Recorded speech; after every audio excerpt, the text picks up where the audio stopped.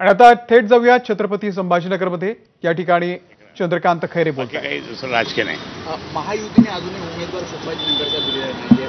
योग्य जरी असणार आहे मात्र महायुतीचा उमेदवार नेमका कोण असणार नाही। आता त्यांचे भांडणं सुरू झाले भारतीय जनता पार्टी आणि शिंदे गटात की आम्हाला द्या, त्यामध्ये आम्हाला द्या, त्यांच्यातच भांडणं चाललंय।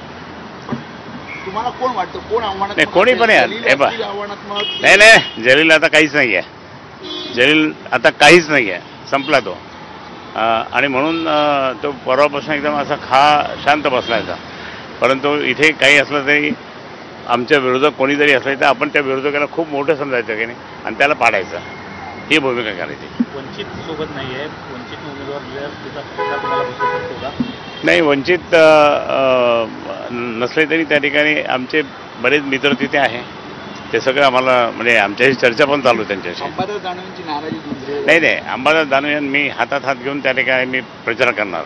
साहेबांचं बोलणं झालं साहेब पण आज सदिच्छा भेट घेताना झालं, तेही झालं बरोबर ते नाही। टेलिफोनिक साहेबांशी टेलिफोनिक जनरली असं असतं की त्या मतदारसंघाची कार्यकारिणी नाही ते आधी आमची 4-4 घंटे बैठक झाली, त्यामुळे काही प्रश्न नाही। नाही आणि नाही झाली। आता आम्ही दोघं जण एकत्र हातात हात घेऊन काम करणार आणि उद्धव साहेबांना रिझल्ट देणार। संभाजीनगरमध्ये मराठा समाज सुद्धा उमेदवार देऊ इच्छिते, त्यामध्ये नाही माहीत नाही। मी इकडे आता मी इकडे, मला काहीच माहीत नाही। मी आता गेल्यानंतर पाहतो काय का। जय महाराज, सर्वांना शुभेच्छा। असंच प्रेम ठेवा आणि निवडून येईपर्यंत तुम्ही असंच मला प्रोत्साहन द्या।